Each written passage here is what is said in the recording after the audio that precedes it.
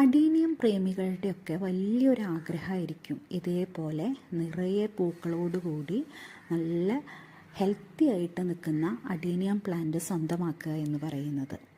അപ്പോൾ ഇന്നത്തെ വീഡിയോയിൽ നമ്മൾ കാണിക്കുന്നത് അഡീനിയം ഇത്തരത്തിൽ നല്ല ഫ്ലവറിങ്ങോട് കൂടി ഹെൽത്തി ആയിട്ട് നിൽക്കാൻ വേണ്ട പോട്ടി മിക്സ് എന്താണ് നമ്മൾ തയ്യാറാക്കേണ്ടത്, അതേപോലെ തന്നെ ഫെർട്ടിലൈസേഴ്സ് എന്തൊക്കെ നമുക്ക് കൊടുക്കാൻ പറ്റും എന്നുള്ള കാര്യങ്ങളാണ്.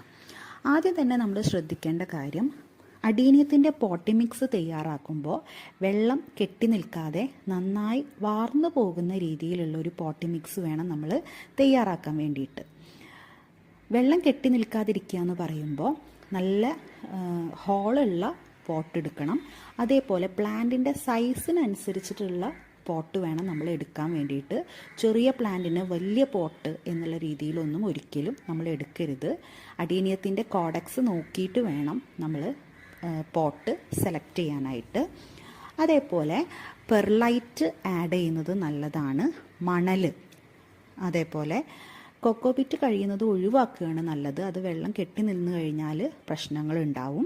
അതേപോലെ സിഡർ എന്ന് പറഞ്ഞിട്ടുള്ള ഒന്ന് നമുക്ക് ഓൺലൈനായിട്ട് വാങ്ങാൻ കിട്ടും. അപ്പോൾ അതും പോട്ടി മിക്സിൽ ഉൾപ്പെടുത്തുന്നത് നല്ലതാണ്. ഏതെങ്കിലും ഒരു ഫംഗിസൈഡ് ചേർത്ത് കൊടുക്കാം. ഞാൻ സാഫാണ് ഉപയോഗിക്കാറുള്ളത്. അപ്പോൾ ഇതൊക്കെ കൂടെ മിക്സ് ചെയ്തിട്ടുള്ള നല്ലൊരു പോട്ടി മിക്സ് വേണം നമ്മൾ തയ്യാറാക്കാനായിട്ട്. പിന്നെ തുടക്കത്തിൽ ഞാൻ എല്ലുപൊടി, വേപ്പിൻ പിണ്ണാക്ക് ഒക്കെ ചേർത്ത് കൊടുക്കാറുണ്ട്. അപ്പോൾ ഇങ്ങനത്തെ ഒരു പോട്ടി മിക്സാണ് ഉപയോഗിക്കാറുള്ളത്. പിന്നെ നമ്മൾ നല്ല വെയിലത്ത് വെക്കാനായിട്ട് നോക്കുക. നല്ല വെയിലുണ്ടെങ്കിലാണ് അഡീനിയം നിറയെ പൂക്കൾ കിട്ടുക. പിന്നെ ഒരു 2 ആഴ്ച ഇടവിട്ടിട്ട് NPK ഒരു നുള്ള് ഡൈല്യൂട്ട് ചെയ്തിട്ട് ഒഴിച്ചു കൊടുക്കാറുണ്ട്. എപ്സം സാൾട്ട് നമുക്കിതേപോലെ ഉപയോഗിക്കാം. DAP ഉപയോഗിക്കാവുന്നതാണ്. വീഡിയോ ഇഷ്ടപ്പെട്ടാൽ സബ്സ്ക്രൈബ് ചെയ്തിട്ട് കൂടെ കൂടണേ. Thank you.